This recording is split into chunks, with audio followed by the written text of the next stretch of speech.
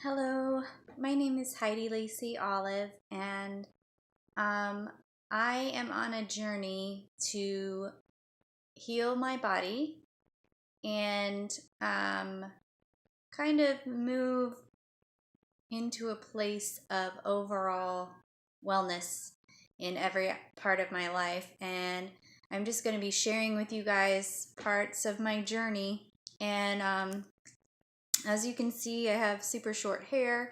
Um, I know that years and years, 33 years of using shampoos and conditioners and other hair products, hair dyes, that was one thing that had to go. My hair was down, almost to my butt, and I knew that I needed to detox my scalp. So I have been on a regimen of washing my hair very minimally and just allowing my scalp to heal itself. I'm going to use some baking soda scrub on my scalp as well when I am going to wash it. And my skin, I haven't been using soap because that is, super harmful to your skin. I've been doing some body brushing for my skin, and I have been working on my diet.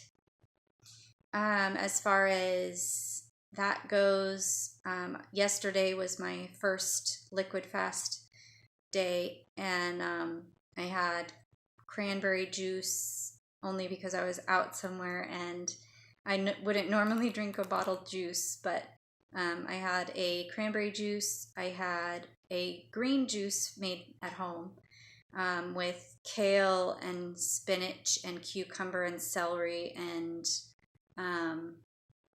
lots of other delicious things. I can't remember. Oh, cilantro, some lime in there, and one apple. And also, that's all I had yesterday, besides a little bit of water. I am trying out Kempner's diet because obviously I'm not overweight, so I'm not trying to lose weight. But that will happen inadvertently because I will be fasting and I will be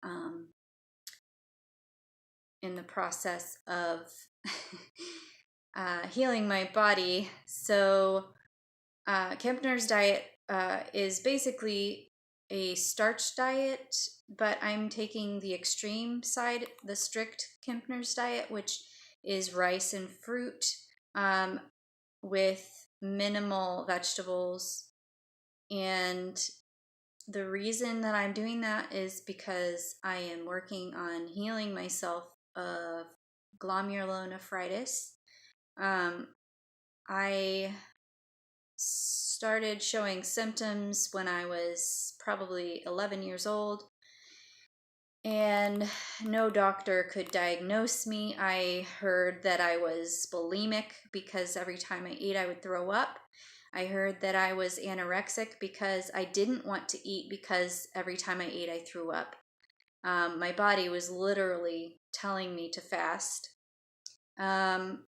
Also, I was told I had chronic flu, which is not a thing. And I was not getting sufficient nutrients because I was eating processed foods. I was eating a diet with a lot of meat, and I wasn't getting proper hydration because I was drinking tap water, which is poison, and soda. We didn't have soda a lot in my house growing up, but I definitely did partake whenever I could. And my body started rejecting those things because it knew how to heal, but I didn't give it that opportunity. by the time I was 15, I was diagnosed with membranoproliferative glomerulonephritis. And by the time I was 16, I had a kidney transplant. And then my kidney transplant ended up failing when I was 26. And now I am 33. I've been on dialysis since I was 26. I did do dialysis for a year and a half before my transplant from the age of 15 to 16. And so I might go more in detail about the stories that I've encountered. I've had a lot of horrible medical experiences. I'm not saying that all doctors are bad, but I am saying that they don't know any more than what you could learn on YouTube. So I just wanted to take you guys on my journey. I've decided that enough is enough, and I have to change because no doctor is helping me get off of dialysis. No doctor is telling me the proper diet to eat to heal my body. And no one is going to come to my rescue during this time of my life. So I am coming to my rescue. Because I've had a kidney transplant in the past, the chance of me having another kidney transplant are pretty much in another realm. Because I have built up so many antibodies in my blood, I can no longer be compatible with another person's kidney.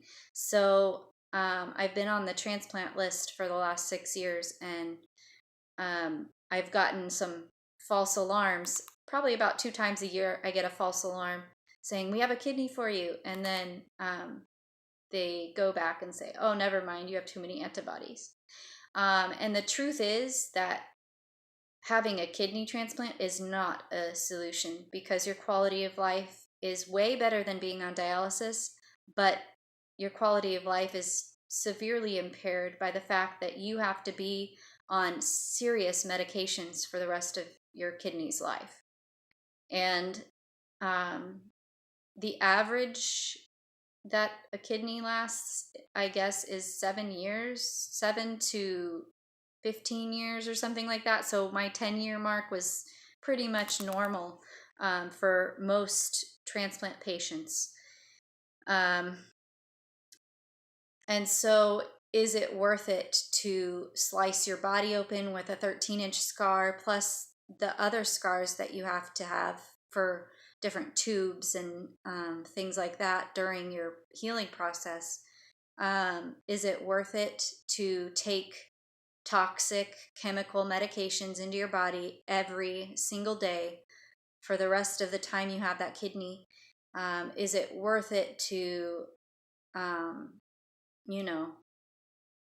take the chance of those chemicals actually killing the transplanted kidney, which is what happened to my transplant kidney? The medications that I was taking made it so scarred and unhealthy that the kidney failed. And those drugs are supposed to prevent your kidneys from failing, your transplant from failing. And so I am weighing the options here, and I haven't had a transplant yet, and I believe that that's a good thing, because now I'm finding out more information about how my diet can actually completely reverse and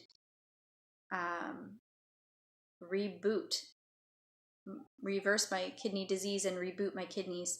So that is my ultimate goal here. And I'm just taking you guys on that journey. Yesterday, like I said, was my first day of a liquid fast, and I had juice and water, and that's all. And today I'm eating, and then tomorrow I'm gonna eat, and then I'm gonna do 2 days of fasting. So I'm doing 1 day of eating, 1 day of fasting, 2 days of eating, 2 days of fasting. And I'm going to work my way up to a 21-day fast after a year. And I'm just bringing you guys along on this journey because there aren't very many people talking about this particular subject out there in the world. And anyone who has kidney failure or knows anyone who has kidney failure knows that that is no way to live. And if there is a remedy out there, it needs to be made known, because thousands and thousands of people in this country, I mean, tens of thousands of people in this country, maybe even hundreds of thousands of people are on dialysis. And I have been there and done that. And I am ready to change. And you have to want to do this for yourself. And you have to take the initiative for yourself.